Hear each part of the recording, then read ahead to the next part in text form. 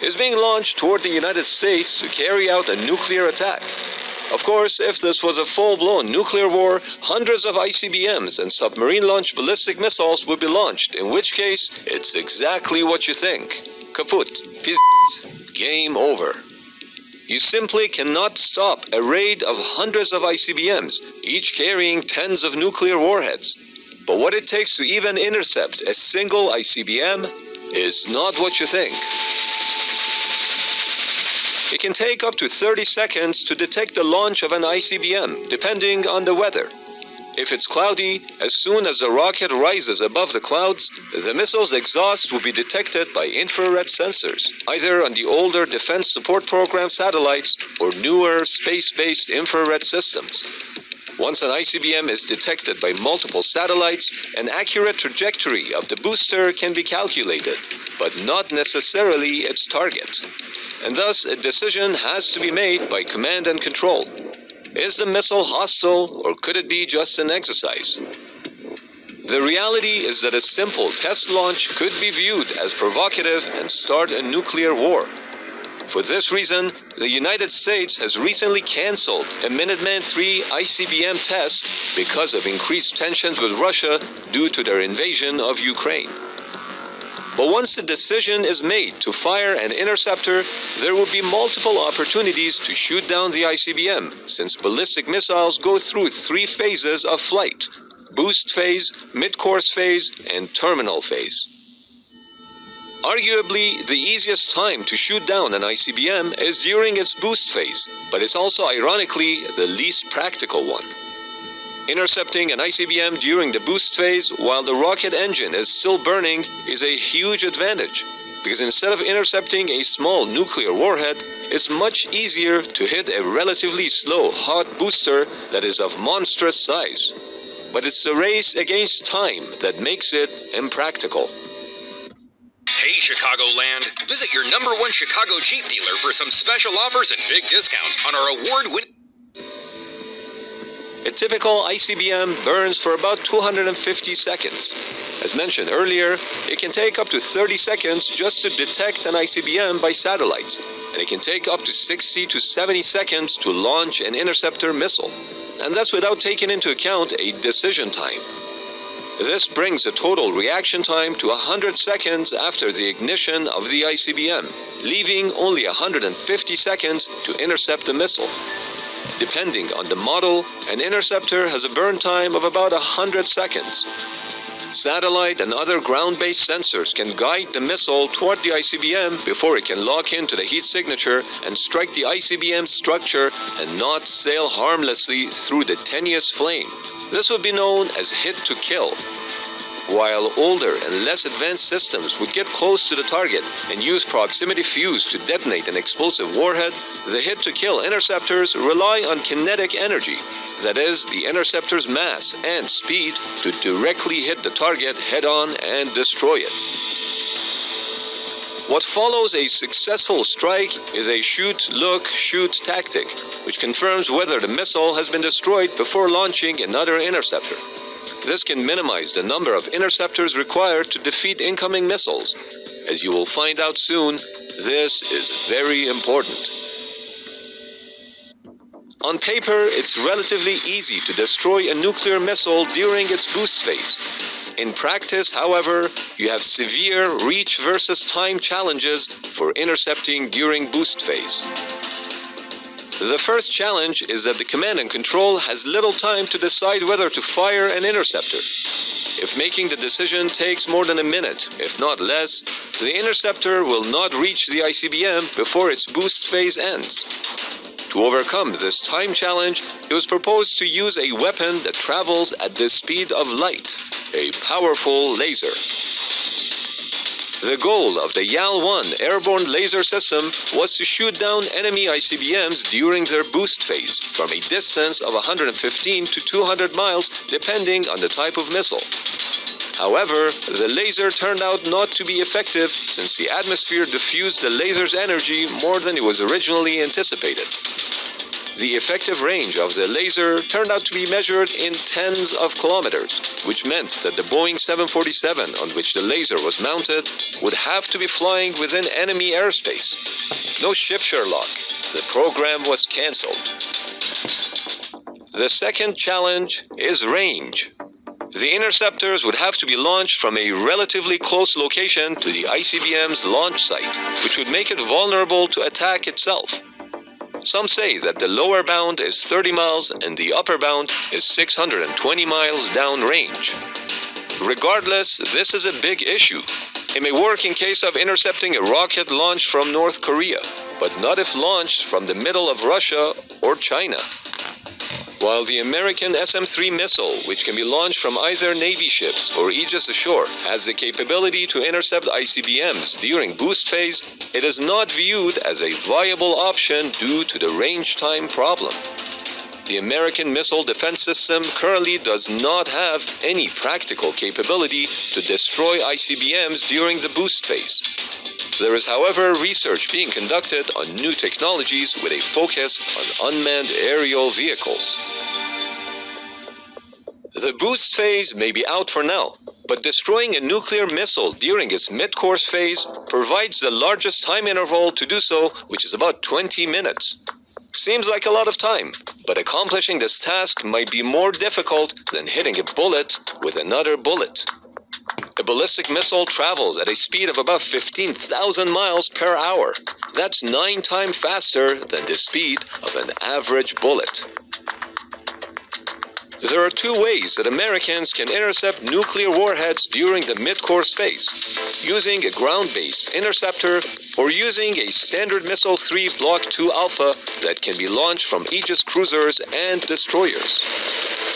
The ground-based interceptor is part of a $40 billion ground-based mid-course defense program, which is one of the layers of the American ballistic missile defense system, intended to protect the United States from intermediate and long-range ballistic missiles.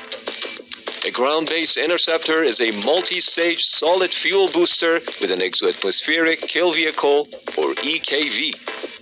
Exoatmospheric means outside of the atmosphere. Thus, the EKV is like a little spacecraft which relies on thrusters to maneuver, since the fins cannot help with steering outside of the atmosphere. This is in contrast to endoatmospheric, meaning within atmosphere, where the vehicle is maneuverable through aerodynamic forces. A booster carries the EKV toward the target's predicted location in space, and when it's released, it uses guidance data transmitted from ground support and fire control system components, as well as onboard sensors to close in and destroy the target. Each ground-based interceptor requires its own silo, and all 44 interceptors owned by the United States are currently located at Vandenberg Air Force Base in California and Fort Greely in Alaska.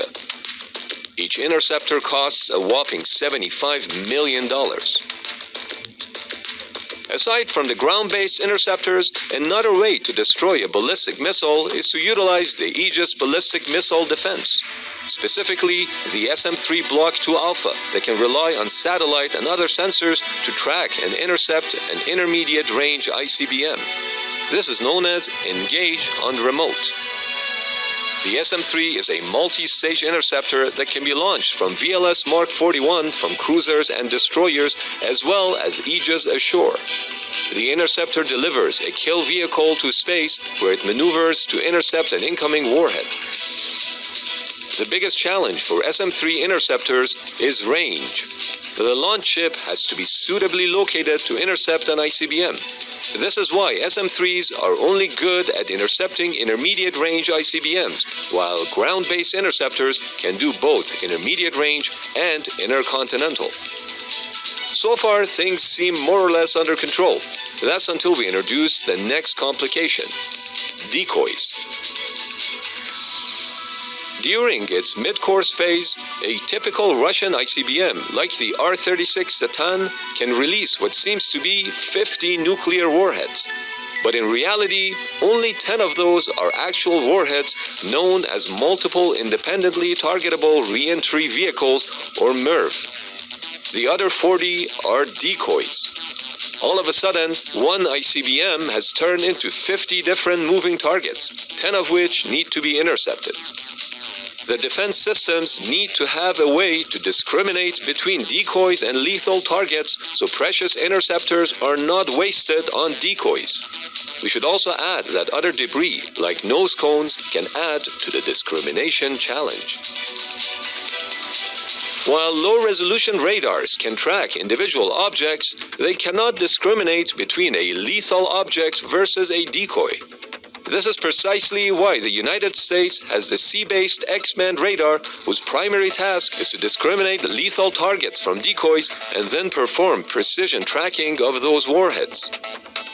Another similar radar, the Long-Range Discrimination Radar at Clear Space Force Station in central Alaska, can similarly discriminate lethal objects from decoys and forward their trajectory to interceptor missiles in real time. The LRDR construction and installation have been completed at a cost of $784 million, with the final touches currently being performed before the radar becomes operational in late 2022.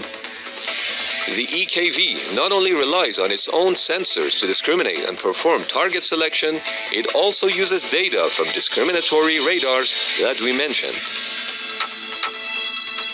Knowing all this, how many ICBMs do you think the United States can realistically intercept using its entire stock of 44 ground-based interceptors?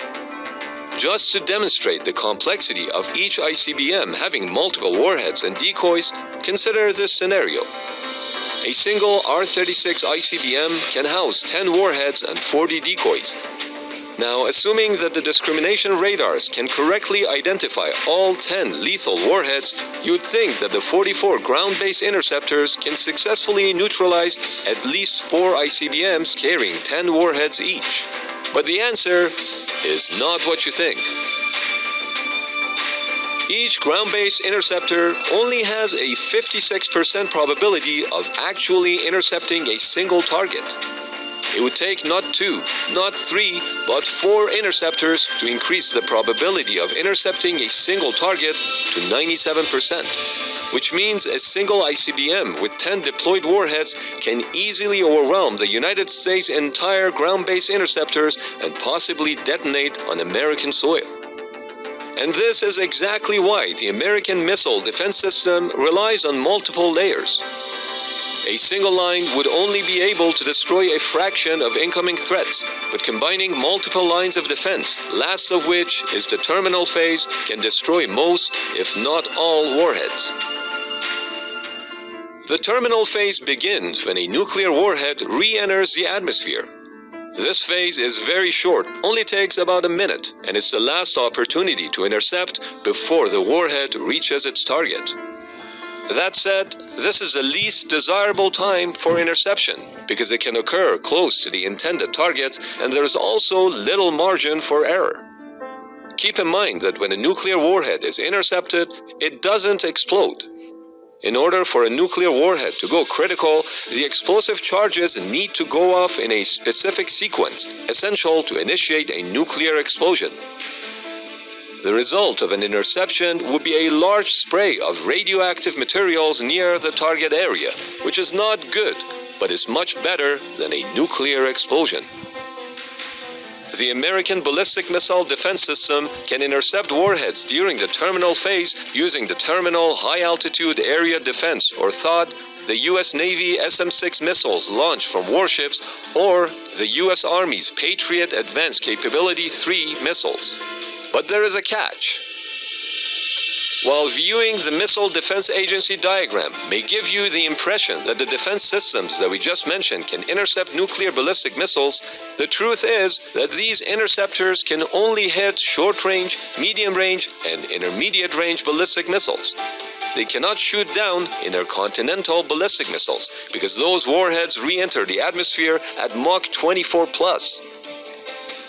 Maybe THAAD would be able to hit it head-on, but I wouldn't bet my life on it, because THAAD's top speed is less than Mach 9, and it's designed to intercept missiles with speeds of Mach 5 to 8 at a maximum altitude of 93 miles.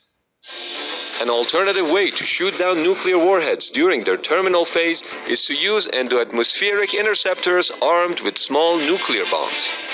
This is exactly the strategy that the Russian A-135 anti-ballistic missile system relies on. By exploding nuclear interceptors on the border of the atmosphere and space, the A-135 system can disable incoming warheads traveling at speeds of up to 15,600 miles per hour, or Mach 20. Who would have thought of shooting down nukes with nukes? The bottom line is this.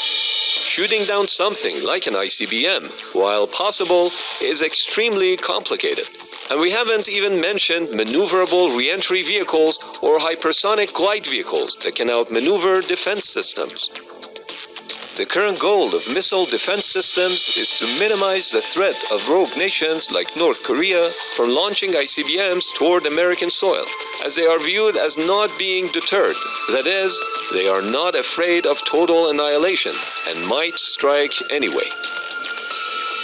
A recent 2022 study argued that no system thus far developed has been shown to be effective against realistic ICBM threats, even from North Korea. But the Pentagon respectfully disagrees. They feel confident in their abilities and claim that external studies are based on outdated and inaccurate data due to classification restrictions. The Pentagon aims to develop a next-generation interceptor dubbed Never Fail Weapon System. I suppose we'll see about that. On a second thought, hopefully, we will never find out.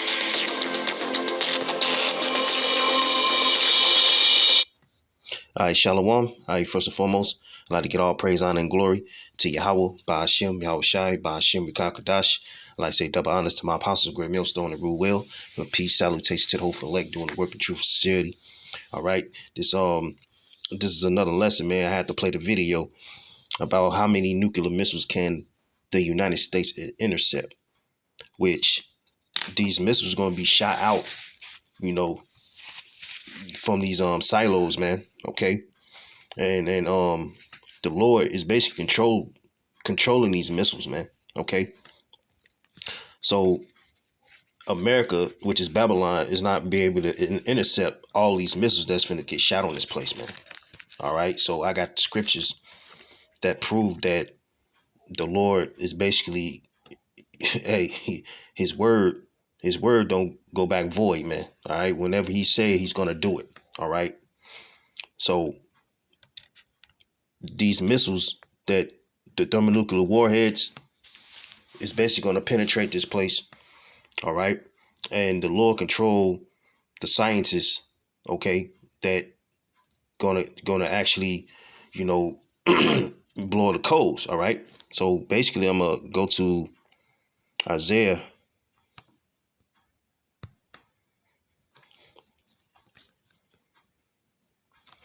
Isaiah 54 and 16 and say, behold, I created the smith that bloweth the coals in the fire, right? The smith, the scientist, man. All right. The scientist basically is giving the skill and the technology for war-like purposes, man. Okay.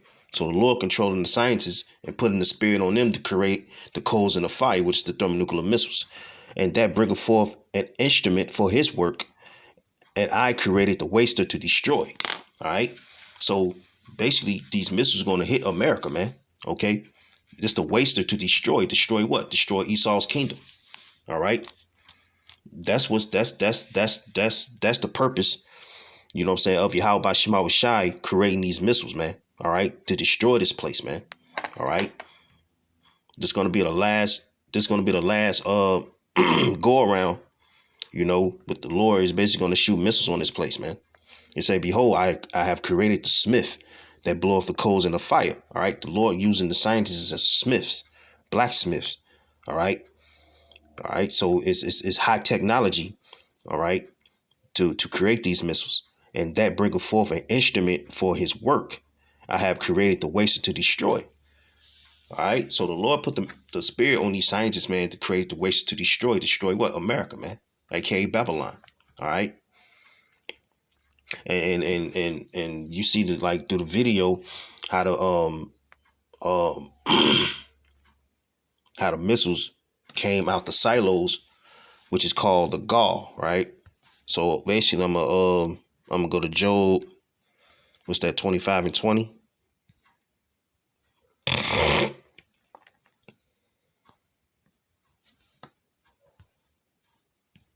It's that 20 and 25, I believe.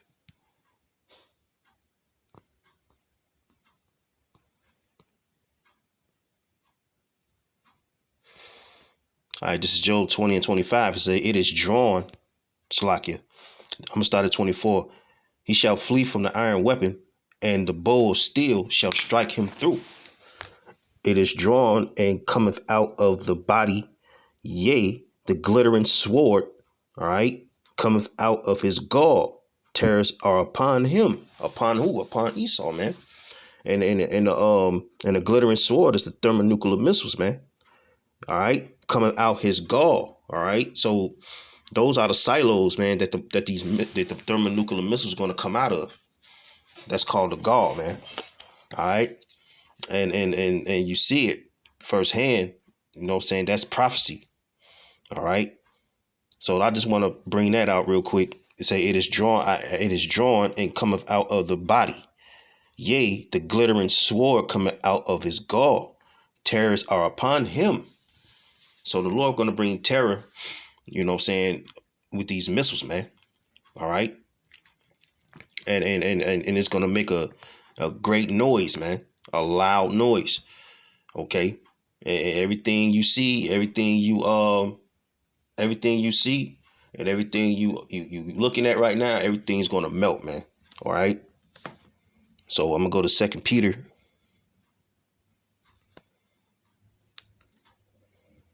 3 and 10.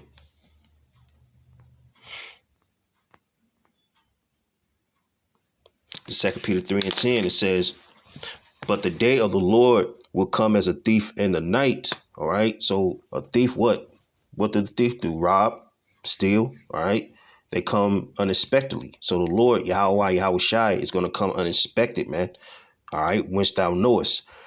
All right. It say, but the day of the Lord will come as a thief in the night, in the which the heavens shall pass away with great noise, man. Okay. It's going to be a great loud boom when these warheads hit the soils of America, man. All right. And America, they really don't too much have the capability, you know, to intercept, all right, 200 million missiles that's going to come upon this place, man, which I'm going to get that next. All right.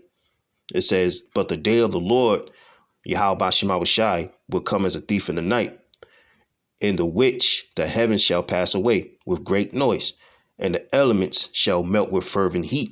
All right. And the elements, all right, the material items, all right, all the parts, all right, that you see on this earth, all the material items, all the things that you see on this earth, buildings, all right, skyscrapers, okay, all these trees, all right, birds, animals, everything you see on this earth is going to melt, all right.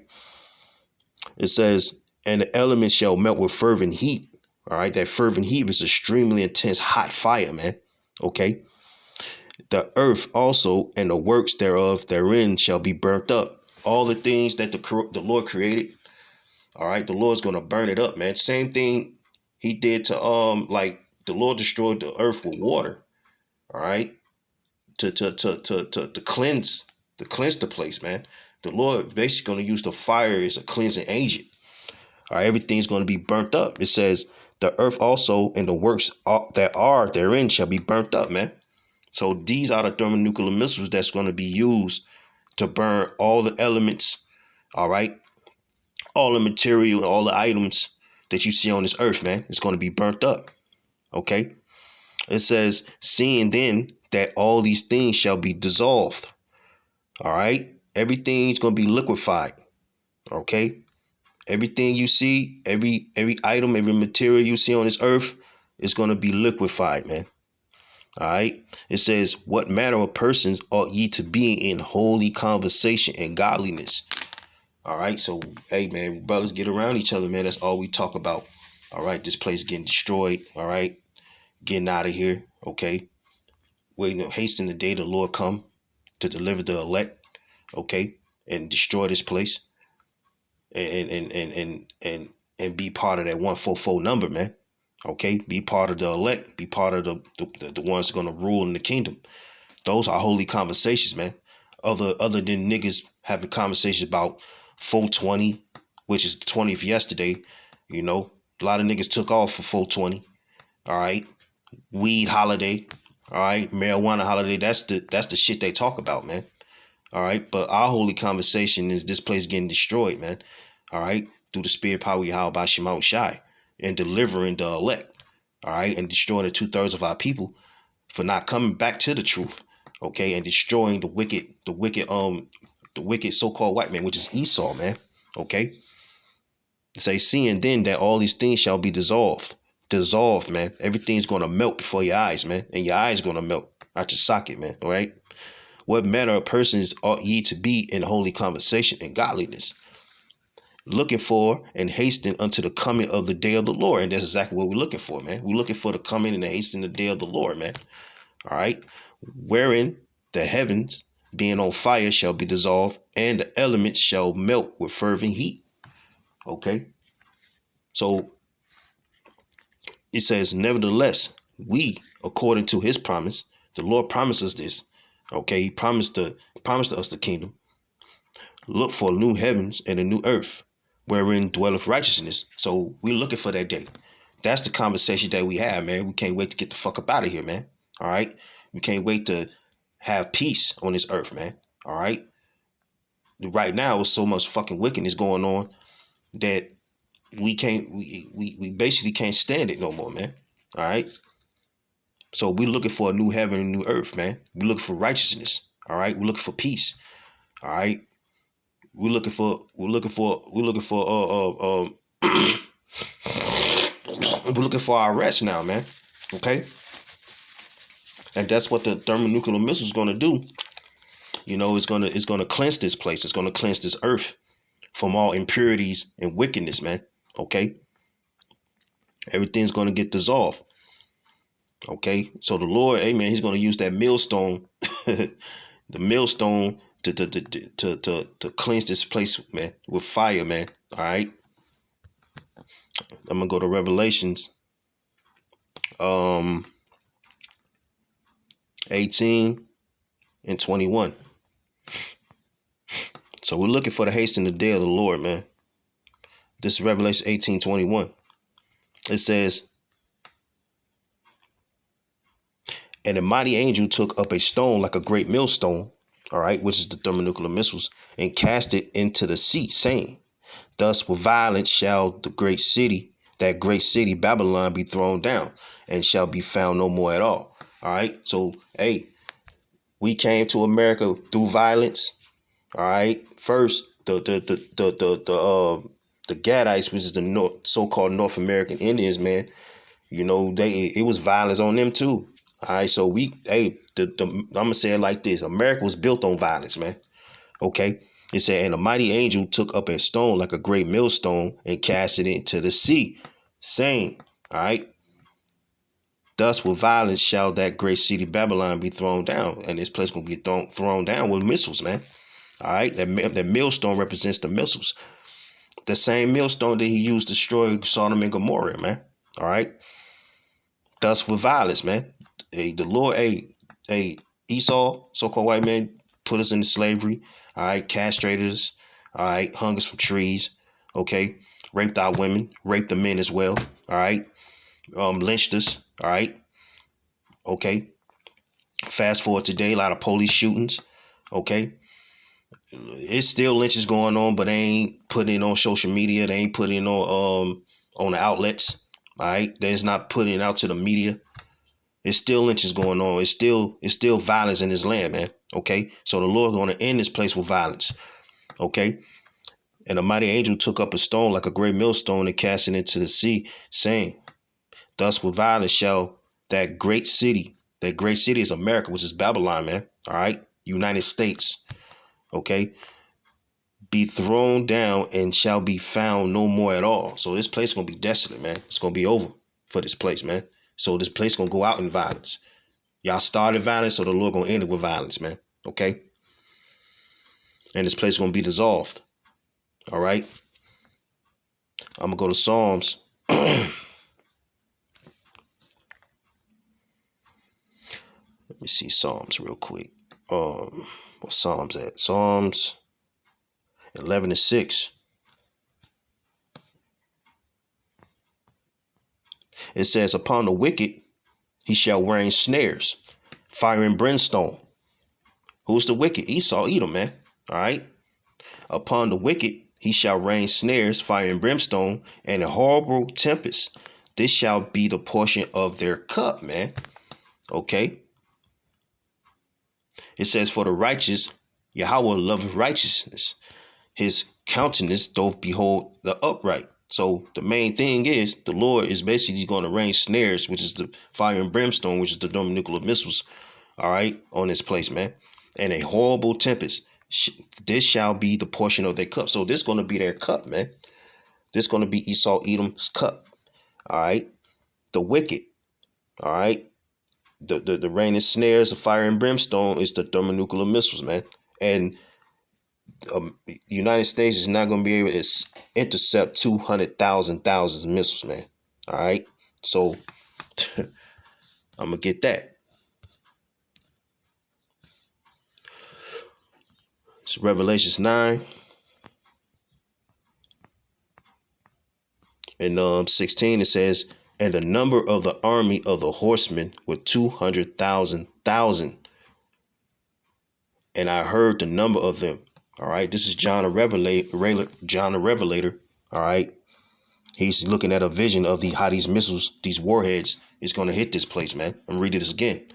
Revelations 9:16. It says, and the number of the army of the horsemen were 200,000. So that's 200 million missiles that's going to hit America, man. And these 200 million missiles is not going to be intercepted. And the Lord is going to use the angels to ride these missiles, man. He's going to guide these missiles to their pointed target, man. All right. It says, and thus I saw the horses in a vision, and them that sat on them, having breastplate of fire, and of jackneth and brimstone. And the heads of the horses were as the heads of lions. So if you hear a lion roar, that's how those missiles going to sound when they hit this soil, man. All right. It's going to sound like a loud roar. All right. When these missiles hit, and out of their mouths issue fire and smoke and brimstone, man. Okay. It says, by these three was the third part of men killed by the fire. That third part of men is Esau, man. They're going to be killed by these thermonuclear missiles, by the fire and by the smoke and by the brimstone which issue out of their mouths. Okay. So that's what's going to happen. All right. It ain't going to be no interception. All right. Of these missiles, because the Lord, all right, Yahweh Bashima Shai, man, when he sent his word out, when he sent his prophecies out, ain't no turning back void, man. Okay. I'm going to get this last scripture. I'm going to close out. This is Isaiah 55:11.